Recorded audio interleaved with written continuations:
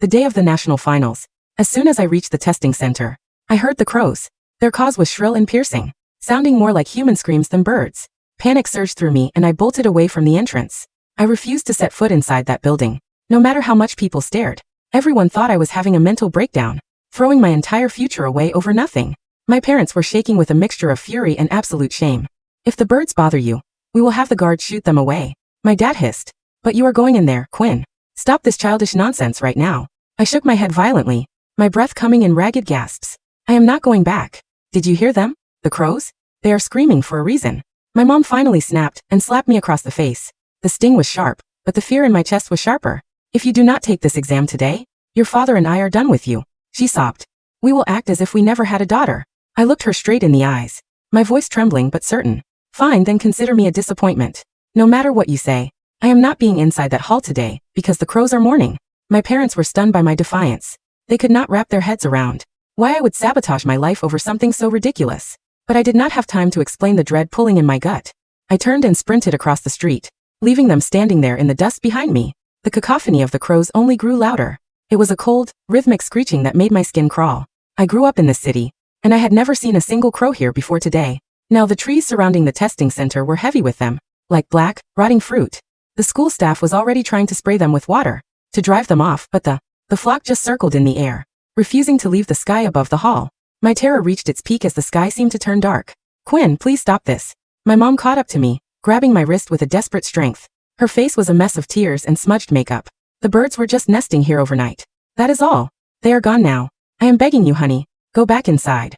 I will give you anything you want after the test. I wrenched my hand away, my eyes wide. Mom, their presence isn't a coincidence. It is a warning of a catastrophe. What catastrophe? They are just birds. She fell to her knees right there on the sidewalk. Strength completely gone. Your father and I worked 3 jobs to get you into this prep school. We gave up everything. You were our pride. The top of your class. You are 1 step away from the finish line. How can you do this to us? How can you be so selfish? Her voice was no longer angry, just hollow and broken. I bit my lips so hard I tasted copper. It was true. We were a working class family, and they had bled themselves dry for my tuition. They looked 10 years older than other parents. Because of the sheer exhaustion, I knew I was twisting a knife into their hearts right now, but I didn't budge. I pulled her up and gripped her shoulders. Then come home with me. Forget the exam. Just please let's get away from here.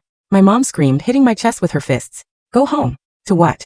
To poverty? You are trying to kill us. If you walk away now, you are dead to this family. The words felt like a physical blow to my chest. But as I looked up, more crows were joining the swarm, their cries turning into a deafening roar. I had to survive this. I had to get them away. Fine. I whispered, my heart breaking then. I am a bad daughter. My mother collapsed again, whispering to the pavement. Just because of some birds? You would throw us away just because of some birds? Yes, I said, turning away because the birds know what's coming. I forced myself to keep moving, never looking back at her. My pace quickened until I was in a full sprint, my lungs burning, but that shrill, haunting call followed me like a shadow. I rushed into our apartment, grabbed my emergency savings and bought as much water, canned food as I could carry. I locked myself in my bedroom and shoved the dresser against the door. Someone began pounding on the front door, probably a neighbor who had heard the news. I ignored them, drawing the blackout curtains until the room was a tomb. I crawled into the back of my closet, curling into a ball. The sound of the birds was muffled now, but the silence was almost worse. I checked my phone. It was 8 a.m. 3 minutes before the national finals began. The old rhyme my grandmother used to whisper haunted my mind. Crows cry, death is nigh. To stay alive, you must hide. I nodded on my fingernails, scrolling through social media with shaking thumbs. A video popped up immediately. It was a live interview with my parents outside the school. They were leaning on each other, sobbing for the camera. We don't know why she did it. She just heard some birds and lost her mind. We are poor. If she doesn't take this test, she will end up struggling just like us. She won't even answer our calls. She's abandoned her own blood. The comment section was a bloodbath. Strangers were calling me a vile brat and a waste of space. One woman commented, with a kid like that, they should have left her at the fire station the day she was born. The younger crowd was even more vicious. She's probably just a coward who didn't study. One girl wrote, she's just using this omen crap to manipulate her parents. Disgusting. I didn't try to defend myself. Words wouldn't matter if everyone was dead. Suddenly, the pounding moved to my bedroom door, followed by a sharp, familiar voice. When Jensen opened this door right now, it was Mr. Blackwell, my homeroom teacher. I always knew you kids from the trailer parks were destined for the factory floor. But this is pathetic. The school only sent me here to avoid a scandal. Don't waste my time. I covered my ears, burying my face in my knees. He cursed under his breath for a few minutes, before the sound of his footsteps faded. Then in the text from my aunts and cousins. Quinn, have you lost your mind? This is your future. Think about the money your parents spent. You owe them every cent back. Each message felt like a needle pricking my soul. They thought they were helping, trying to shame me into success. They didn't realize the crows were the only ones telling the truth. I deleted every single message and crawled deeper into the shadows of the closet. Another video hit the trending page. My parents were in the back of a news van, now looking like they had aged 20 years. When, if you can see this, please tell us what is wrong. We just want you to have a life better than ours. They were still holding on to hope, trying to use guilt to drag me to that hall. But going to that hall meant the end. I wasn't ready to go yet. The occasional call from outside made my limbs turn to ice. Suffocating weight pressed down on my chest, making it hard to breathe. I took a shaky breath and decided to post a single comment. Under the viral video, everyone needs to leave that testing center immediately. Go home and hide or you will not survive. Within seconds, people realized it was me. The vitriol was instantaneous. Is this Quinn? You're not just crazy. You're malicious, trying to ruin everyone else's day. Go to hell, Quinn. A traitor like you doesn't deserve to breathe the same air as us. I knew this would happen, but the word still stung like salt in a fresh wound. I bit my lip to keep from crying out loud. No one believed me. They wanted me to be the villain, because it was easier than being afraid. I tried to tell myself it would be okay, if I could just survive the next few hours. They would see, then they would know I wasn't a monster. I checked the seals on my closet door, stuffing extra clothes into the gaps. It was 8 a.m., 10 minutes until the start. The pressure was almost over. Just as I felt a sliver of safety, a thunderous crash echoed through the apartment. My heart stopped. Someone was kicking in my bedroom door. After 3 massive thuds, the wood splintered and the door flew open. They didn't take long to find me in the closet. My parents, 2 police officers, and a group of reporters crowded into my small room. My mom lunged forward, grabbing my arm with a terrifying grip. Quinn, they said if you get there within 15 minutes of the start, they'll let you in. Her nails dug into my skin as she tried to drag me out. The fear returned tenfold. They still wouldn't let it go. I fought back, kicking and screaming, trying to wedge myself into the corner. I am not going. I told you. I am not going to that place. Mom wouldn't let go, screaming to the officers behind her. Help me please. I won't let her destroy her life over a tantrum. Quinn, you will hate us now, but you will thank us later. Move. Reporters were shoving microphones and cameras into the cramped space. They were like vultures waiting for the perfect shot of my breakdown. And your parents are literally begging. How can you be so heartless? One journalist asked honestly. She just needs a good slap. An officer muttered, girls these days are too soft. I was being overpowered, dragged across the floor toward the light. Desperation turned into a sharp, jagged rage. If you force me into that room, I will shred every single person's answer sheet. I screamed. I will make sure nobody passes. I'll burn the whole hall down. My dad looked at me with pure disgust. What a curse you are. Why are you obsessed with those damn birds? Mom completely broke down, running to the window and flinging it open. She leaned half her body out over the ledge, her voice a shrill shriek. I don't care about crows or disasters.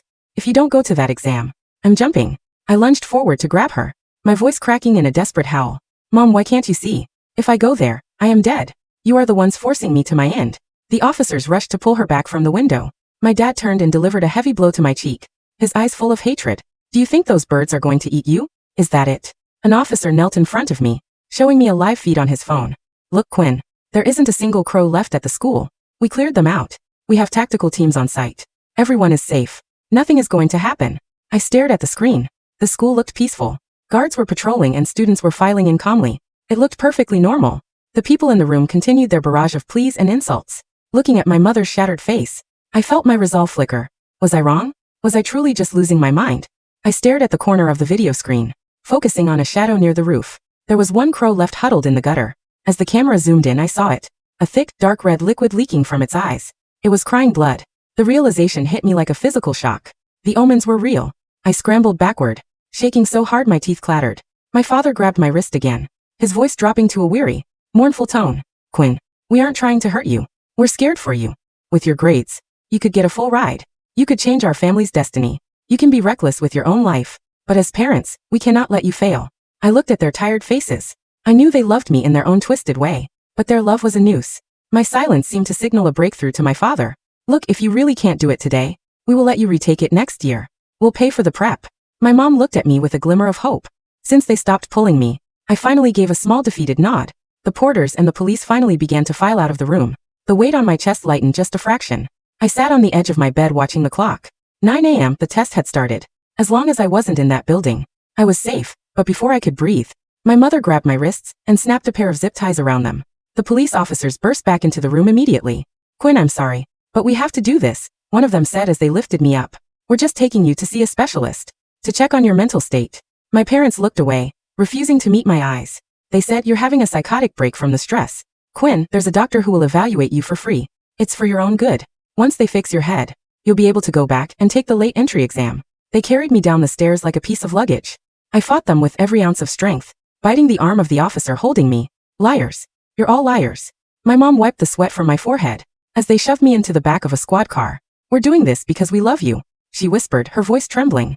The doctor said, he can make you better. He can make you normal again. I slammed my head against the car window until it bled, screaming for mercy. I told you I'd wait a year. Why are you doing this? Going to that school is a death sentence. Why won't you believe me? Despite my frantic struggling, they slammed the door and locked it just as the engine started. The psychiatrist sitting in the front seat gasped. A breaking news notification flashed on his phone. The headline read, Mass Casualty Event at National Testing Center. He clicked the video and the reporter's panicked voice filled the car. Students are collapsing in the halls. They are seizing, foaming at the mouth. The exam has been suspended. We are seeing hundreds of casualties. The cause is unknown. The testing center mentioned was mine. The silence in the car was sudden and deafening. Suddenly, the reporter screamed. My God, the parents. The people outside are falling too. The static from the police radio was the only sound left in the squad car, a dry, rhythmic scratching that sounded unnervingly like the scraping of tiny claws against glass. In the front seat, Dr. Holloway, the psychiatrist who only moments ago had been murmuring platitudes about acute stress-induced psychosis and restoring cognitive balance, had stopped breathing. His phone was still cupped in his palm, the screen reflecting a pale, bluish glare onto his chin. On the small display, the live feed from the National Testing Center had dissolved into a jerky, handheld shot of the asphalt pavement. The camera had been dropped. In the periphery of the frame, pairs of polished leather shoes and worn sneakers lay perfectly still, scattered like discarded clothes across the courtyard. Deputy Miller, who had been driving with a tense, aggressive focus, let his foot slip off the accelerator. The cruiser drifted to a crawl, its tires crunching softly against the gravel shoulder of the highway. Is that the school? Miller's voice was barely a rasp. He didn't look back at Quinn. His eyes were fixed on the line of brake lights stretching ahead of them into the gray morning haze. Holloway, is that the school? The psychiatrist didn't answer. He slowly turned his head, his gaze shifting from the screen to the rearview mirror, meeting Quinn's eyes. The professional condescension that had lined his face, the look of a man who spent his life categorizing other people's broken minds, had vanished. In its place was a blank, childlike incomprehension. Quinn, Holloway whispered. How did you cut them? Quinn said. Her voice was flat, devoid of the screaming desperation that had consumed her in the closet. The adrenaline had burned out, leaving behind a cold, hollow space where her fear used to be. She held her bound hands toward the gap between the front seats. The thick white zip ties had bitten deep into her skin, leaving bruised, purple rings around her wrists. Miller didn't move for a long 3 seconds. Then with trembling fingers he reached into his utility belt, pulled out a pair of heavy-duty shears and reached back. The metal was cold against her skin. With a sharp clack, the plastic severed. Quinn pulled her hands back, slowly rubbing the circulation back into her fingers. She didn't look at the phone. She didn't need to. The image of the single crow huddled in the gutter, its eyes weeping that thick, dark crimson, was burned into the back of her eyelids. We have to turn around, Miller said, his hand hovering over the gear shift, though the road ahead was already blocking up with brake lights. Daughter is at the middle school 3 blocks away. We have to go back.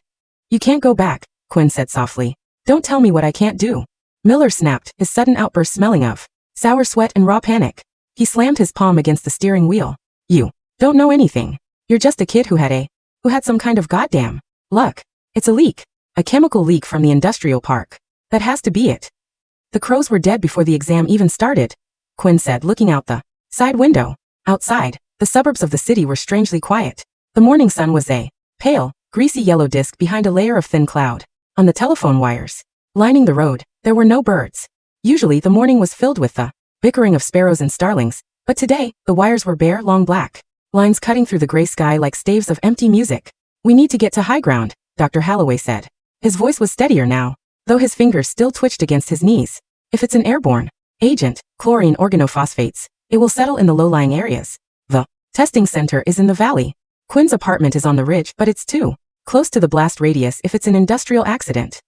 It's not an accident, Quinn said. She leaned her head against the cool glass of the window. The spot where her father had struck her cheek was beginning to throb, a dull, warm ache that kept her anchored to the present. My mother is still down there. The realization didn't come with tears. It came with a heavy leaden weight that settled into her stomach. Her mother, who had clung to the window ledge, ready To jump. Her father, whose hands had been so heavy with anger and disappointment, they were still at the center. They had stayed to watch the doors to make sure their investment didn't walk away. We're going back, Miller muttered, his face turning an angry mottled red.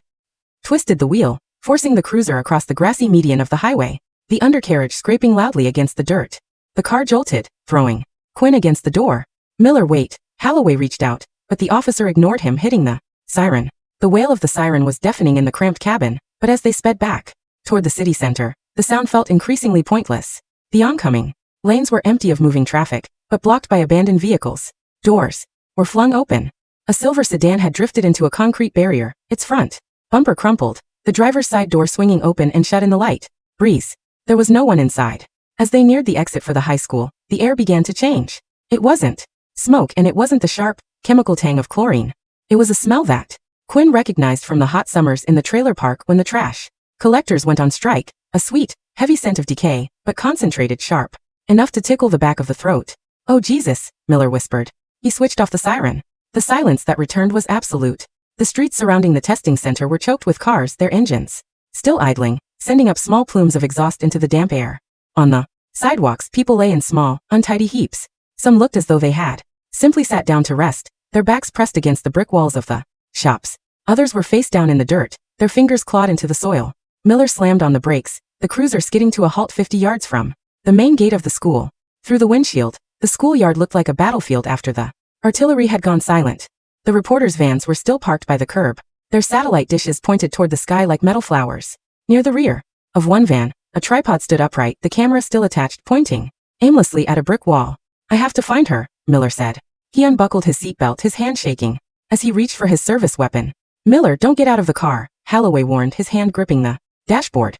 The air. We don't know what's in the air. I have a mask in the trunk, Miller said, his voice cracking. A riot mask. It has a filter. He pushed the door open. The moment the seal of the car was broken, the sweet, heavy smell rushed in, thick and suffocating. It tasted like copper and wet earth. Quinn covered her nose with the sleeve of her sweater, her eyes watering. Through the rear window, she watched Miller run to the trunk, his movements frantic. He popped the lid, rummaged inside, and pulled out a black rubber mask with a circular canister. He pulled it over his face, his breathing immediately turning into a loud, hollow rattle through the plastic valve. He didn't look back. He ran toward the school gates, his boots thudding against the asphalt, until he disappeared behind the brick pillars. We need to leave, Holloway said. He had pulled his collar up over his mouth, his eyes darting toward the open door. Quinn, we can't stay here. The keys, Quinn said. Miller had left them in the ignition. The engine was still purring, the digital clock on the dashboard reading 9:14 a.m. Holloway looked at the keys, then at the empty space where Miller had been. He hesitated, his hand hovering over the gear shift. I don't know how to drive a cruiser. The lock system. Get in the front, Quinn said, her voice steady. She climbed over the partition, her small frame slipping through the narrow gap between the seats. She sat in the passenger seat, her eyes fixed on the school gate. A shadow moved behind the brick pillar. For a second, Quinn's heart leaped. A survivor. But it wasn't a person. A large, heavy crow hopped out from behind the concrete wall. It didn't fly. Its wings were ragged, some of the feathers missing, exposing pale, pink skin. Beneath, it tilted its head, its single visible eye staring directly at the cruiser. The other eye socket was a dark, wet pit, slow dripping a trail of dark red onto the gray stone. Then another hopped down from the low branch of a nearby maple tree. Then 3 more. They didn't make a sound. There was no screaming, no shrill calls. They were silent, their yellow beaks slightly parted, their small chests heaving in a slow, synchronized rhythm. Holloway, Quinn whispered, her hand locking onto the psychiatrist's arm. Drive. The doctor didn't need to be told twice. He threw the car into reverse. The tires shrieked as they backed away from the gate, the front of the car swinging around. He shifted into drive and slammed on the gas, the cruiser roaring down the empty boulevard, away from the school, away from the quiet heaps of clothes on the sidewalks. As they sped through the intersection, Quinn looked up through the windshield. The sky was no longer gray. It was filling with black shapes, drifting down from the clouds like ash. Thousands of them. They weren't flying so much as falling, their wings catching the air just enough to soften their descent onto the roofs, the cars, and the silent, empty streets below one.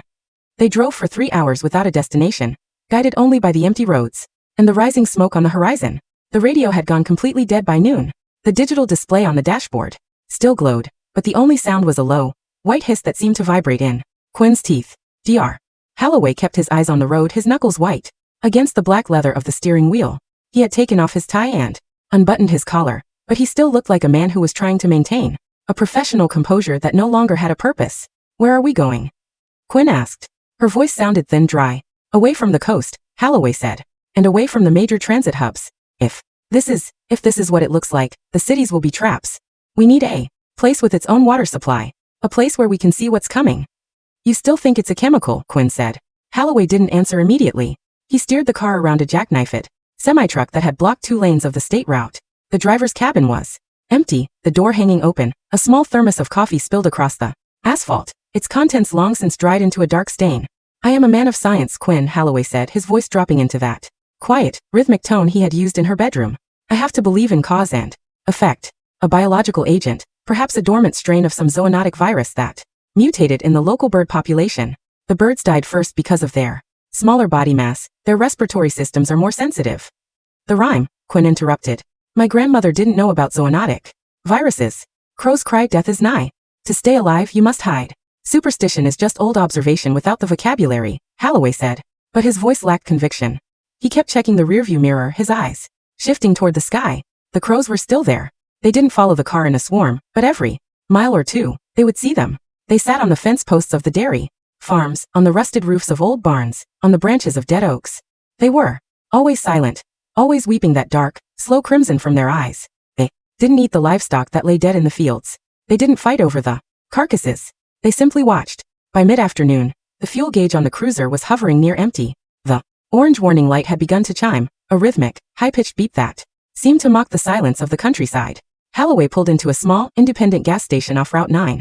The sign above the pumps read Miller's Corner Store, the paint peeling in long curled strips. The station looked abandoned, but the front door was closed, a small sign reading open still hanging in the window. Stay in the car, Holloway said. He reached down and pulled Miller's spare service weapon from the glove compartment. He didn't look comfortable holding it. His fingers were too long, his grip awkward and stiff. I'm coming with you, Quinn said. Quinn, it's not safe. Nothing is safe, she said, opening her door. The air here was cleaner than it had been in the city, but it still carried that faint, sweet undercurrent of rot. The wind was blowing from the east, carrying the scent of the lowlands. The interior of the store was dark, the fluorescent lights unlit. The only illumination came from the gray light filtering through the dust-covered windows. Shelves were lined with expired canned goods, faded bags of chips, and cheap plastic toys. Behind the counter, a man was sitting in a high-backed vinyl chair. Holloway stopped, raising the gun with both hands. Sir? We need fuel. We have cash. We just need to use the pumps. The man didn't move. His head was tilted back against the wall, his mouth slightly open. He looked like he was sleeping, except for the dark, dried trails that ran from the corners of his eyes down to his collar, staining the front of his flannel shirt a deep, rusty brown. Quinn walked past Holloway, her shoes squeaking against the dirty linoleum. She didn't feel fear anymore, just a dull, heavy curiosity. She stopped in front of the counter. On the counter lay a small, battery-operated radio. It was silent, but the red tuning light was still lit. Beside it was a notebook, its pages covered in a shaky, frantic hand. Quinn reached out and turned the notebook toward her. They didn't stop. The first line read, "The ones from the north. They didn't even make noise. They just landed. The cows went down first. Then Sarah. I tried to clean her eyes, but it wouldn't stop.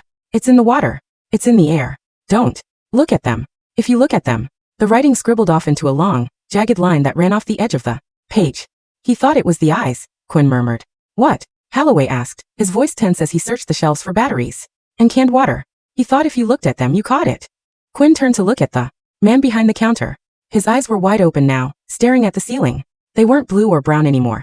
They were completely red, the scara gorged with blood until the iris was indistinguishable. It's not an infection, Quinn said. It's a debt. Holloway dropped a cardboard box of canned soup onto the counter, his face hardening. Quinn, stop that. That kind of thinking is dangerous. It's what makes people panic. It's what makes them turn on each other. My parents turned on me because they thought I was crazy, Quinn said, her voice dropping to a whisper. They wanted me to be normal, so they could survive. But being normal is what killed them. Holloway didn't answer. He took a set of keys from a hook behind the register and walked out to the pumps. Quinn stayed inside the store, staring at the dead man. She felt a strange cold envy. He was done. He didn't have to run. He didn't have to carry the weight of being the only one who had survived simply because she had listened to the birds. Through the front window, she saw Holloway trying to insert the key into the pump control box. His hands were shaking so badly he dropped the keys twice.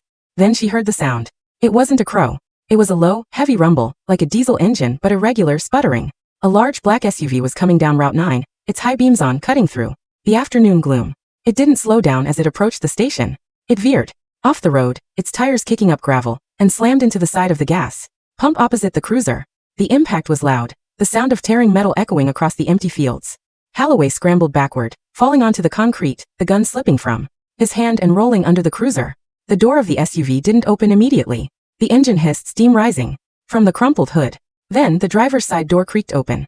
A man in a dark blue uniform stepped out. He was a state trooper, but his uniform was torn, the badge missing from his shirt. He didn't have a hat and his hair was matted with sweat and dried blood. In his hand, he held a short-barreled shotgun. "Get away from the car," the trooper said. His voice was thick, wet as if his throat were filled with liquid. He didn't look at Holloway, his eyes were fixed on the cruiser. "Officer," Holloway said, raising his hands as he scrambled to his feet. "We're not looking for trouble. We just need fuel. We have a girl with us." "I don't care about the girl," the trooper said. He took a step forward, his boots dragging. "I need the car. Mine is dead." The engine seized. "Our car is nearly empty," Holloway tried to argue, his voice rising in panic. "There's no fuel in it." "Then I'll take your keys," the trooper said, raising the shotgun. His face was in the light now. Quinn, watching from behind the dusty glass of the store window, felt her breath catch. The trooper's eyes were completely red. The dark crimson liquid was leaking from his tear ducts, running down his cheeks in long, sticky trails that had dried into the stubble of his beard. He was breathing in short, wet gasps, his chest heaving. He was already dead. He just didn't know it yet. "Give me the keys," the trooper snarled, taking another step. "Holloway!" Quinn screamed, throwing the store door open. "He can't see you. He's blind." The trooper turned his head toward the sound of her voice, his shotgun swinging wildly toward the store. His movement was slow, jerky, like a puppet with tangled strings. "Who's there?" he screamed, his voice rising into a shrill, human shriek that sounded horribly like the crows from the morning. "Who is that? Show yourself." He fired. The blast was deafening. The glass window of the storefront shattered into 1,000 pieces, showering Quinn with sharp, cold needles. She threw herself onto the floor, her hands over her head. Outside, Holloway didn't run. Perhaps it was the psychiatrist in him, the man who believed he could talk down any crisis, or perhaps it was simply the realization that there was nowhere left to run. He lunged forward, grabbing the barrel of the shotgun. "Officer, stop!" Holloway screamed. The two men wrestled for the weapon, their boots scraping against the concrete. The trooper was stronger, fueled by a frantic, dying adrenaline, but Holloway had the leverage. They crashed against the side of the cruiser. The shotgun went off again, the blast chewing a hole in the sky. Then a sharp, wet crack. The trooper had driven his forehead into Holloway's face. The psychiatrist fell back, his nose broken, blood spurting from his nostrils. The trooper raised the shotgun, pointing it down at Holloway's chest. "You're one of them," the trooper muttered, his red eyes rolling in their sockets. "You're the ones who brought them. The birds. The black ones." Before he could pull the trigger, Quinn was there. She hadn't thought about it. She hadn't planned it. She had simply picked up the heavy metal keyring from the counter as she ran out. She drove the long brass key into the side of the trooper's neck, just below the ear. The metal sank in with a sickening, soft resistance. The trooper stiffened.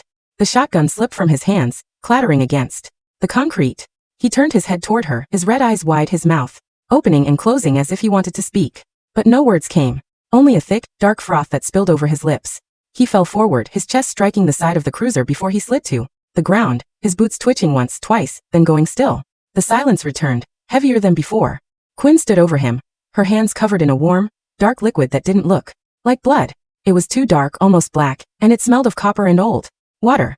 Holloway was sitting against the tire of the car, his hands pressed against his bloody nose, his eyes wide with a mixture of horror and realization.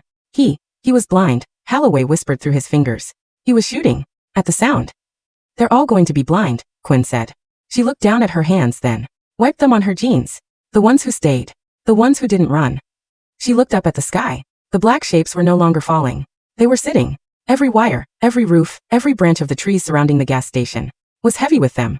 Thousands of black eyes weeping crimson, watching the two of them in the quiet gray light of the dying afternoon. They didn't use the gas station pumps. Holloway, his nose bandaged with a dusty strip of gauze from the store's first aid kit, managed to siphon enough fuel from the trooper's crumpled SUV to fill the cruiser's tank. He worked in complete silence, his movements slow and mechanical.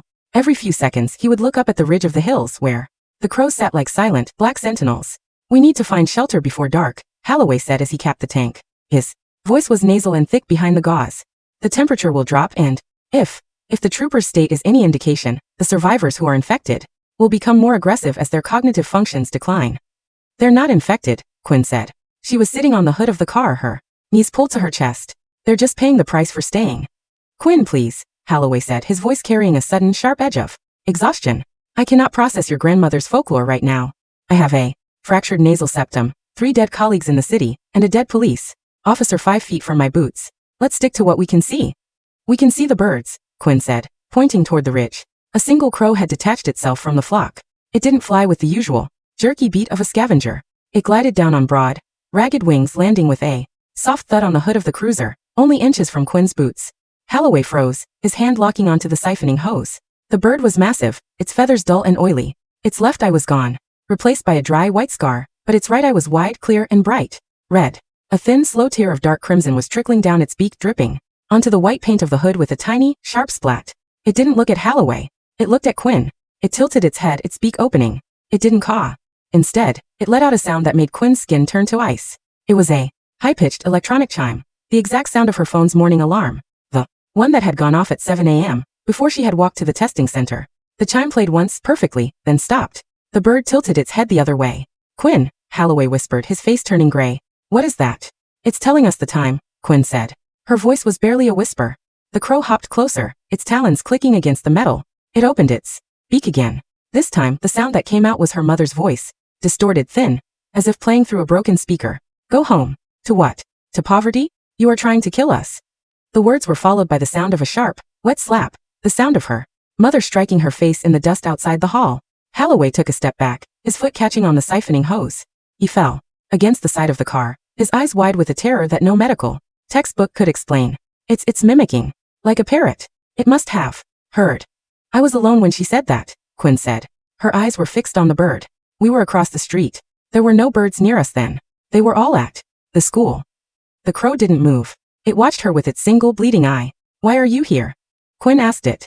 The bird didn't speak. It simply opened its wings, gave a single heavy beat, and rose into the air, disappearing into the gray mist that was beginning to roll down from the hills. Holloway scrambled to his feet, his hands shaking so violently he could barely open the car door. Get in. Get in the car. Now. Quinn didn't argue. She climbed into the passenger seat, her mind spinning. The bird hadn't been warning her. It had been recording. As they pulled back onto the highway, the gray mist grew thicker, swallowing the road ahead. The headlights of the cruiser cut 2 pale, weak tunnels into the gloom.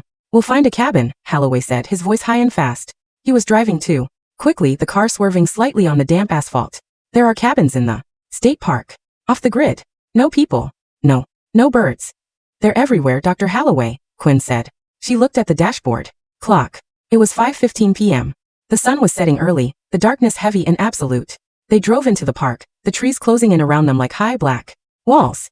The road turned from asphalt to dirt, the cruiser bumping violently over the ruts. Holloway kept his eyes glued to the windshield, his chest heaving with every jolt of the car. There, Holloway said, pointing through the trees. A small wooden cabin stood in a clearing, its windows dark. A small wooden porch ran across the front, and a chimney rose from the metal roof. Holloway killed the engine and the lights. The silence that fell was heavy, suffocating.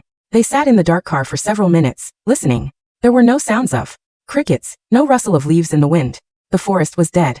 We go inside, we lock the doors, we don't make a sound, Holloway said, his voice dropping to a whisper. We wait until morning. The light, things are always clearer in the light. They slipped out of the car, their movements quiet.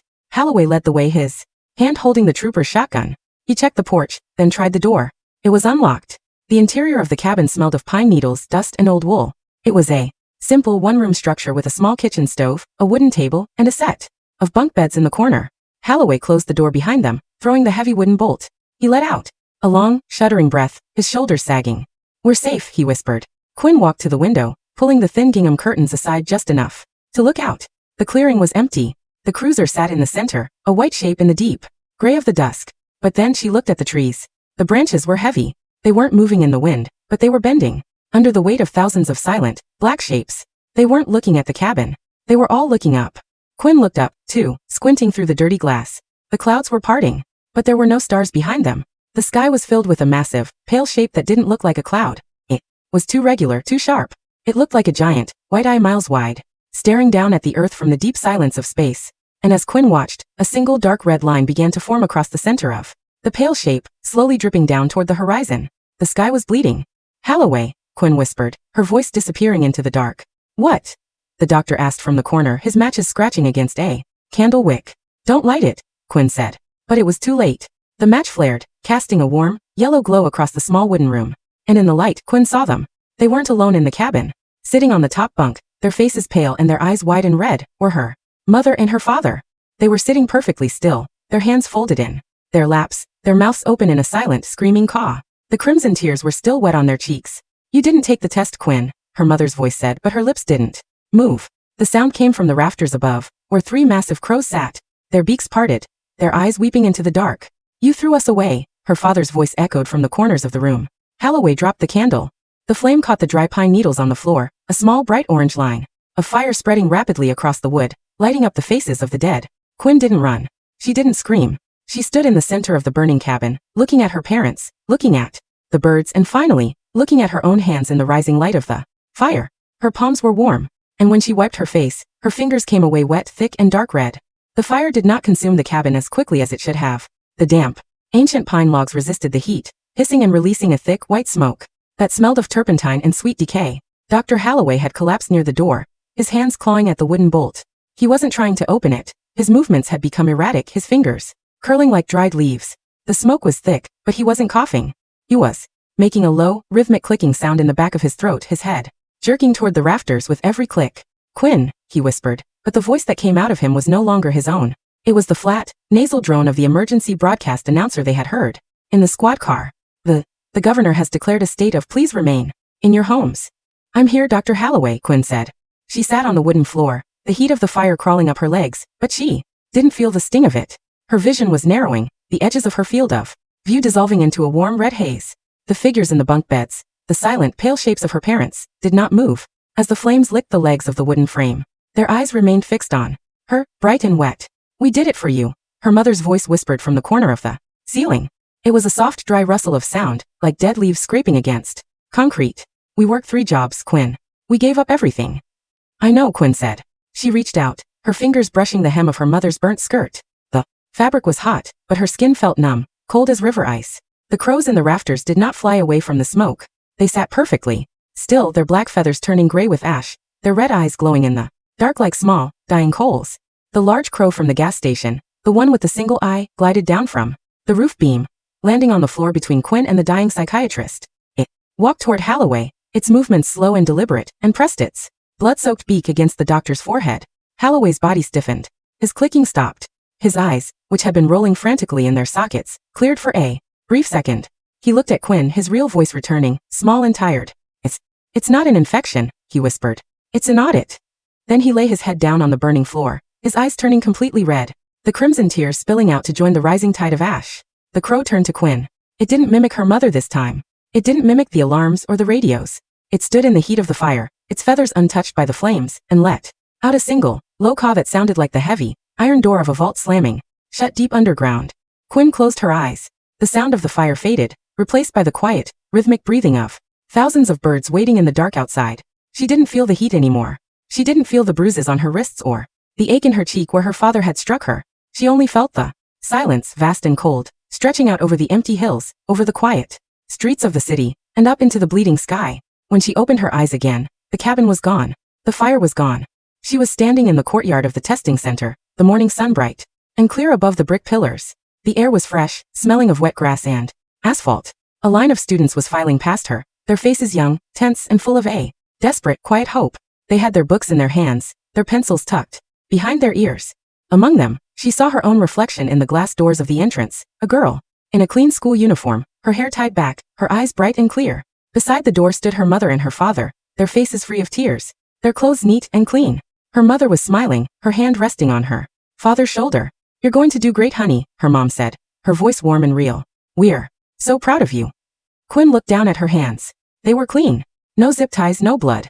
But as she took a step toward the entrance, she looked up at the gutter of the roof. Sitting in the shadow, its feathers wet and black, was a single crow. It tilted its head, its red eye catching the morning light, and let out a low, silent tear of blood that fell toward the ground, disappearing before it hit the dust. Quinn smiled. She took her pencil from her pocket, turned her back on her parents, and walked inside the hall. The silence inside the examination room was absolute, broken only by the synchronized scratch of 300 pencils against paper. Quinn sat at desk 42, her eyes fixed on the white page of the answer sheet. The questions were simple, the equations familiar, but she didn't write. The pencil remained balanced between her fingers, its lead tip hovering a millimeter above The paper. The air in the room was growing heavy, thick with the sweet, metallic scent she had smelled on the road. She looked at the girl sitting to her right, a girl she recognized from her prep class whose name was Sarah. Sarah was writing frantically, her fingers white around her pen, her forehead beaded with sweat. As Quinn watched, a tiny, dark red droplet fell from Sarah's nose, landing with a soft splat on the margin of her test sheet. Sarah didn't wipe it. She didn't seem to notice. Another drop fell from her left eye, tracing a thin, dark line down her cheek, before dripping onto the desk. Time is almost up, the proctor's voice said from the front of the room. The proctor was a tall man in a gray suit, his face pale and expressionless. He wasn't looking at the students. He was staring out the high windows of the hall, where the sky was turning the color of bruised plums. Behind the glass, thousands of black shapes were pressed against the panes, their silent, bleeding eyes looking in. Please ensure your names are written clearly, the proctor said, his voice flat and hollow, echoing through the silent hall. The results will be permanent. Quinn lowered her pencil. She didn't write her name. Instead, she drew a single, heavy black circle in the center of the page, and, inside it, she drew the shape of a wing.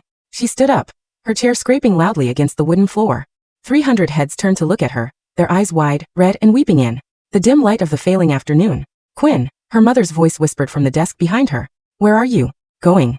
Quinn didn't look back. She walked down the center aisle, her shoes clicking against the floorboards, and pushed open the heavy double doors of the hall, walking out into the quiet, crimson rain. 1.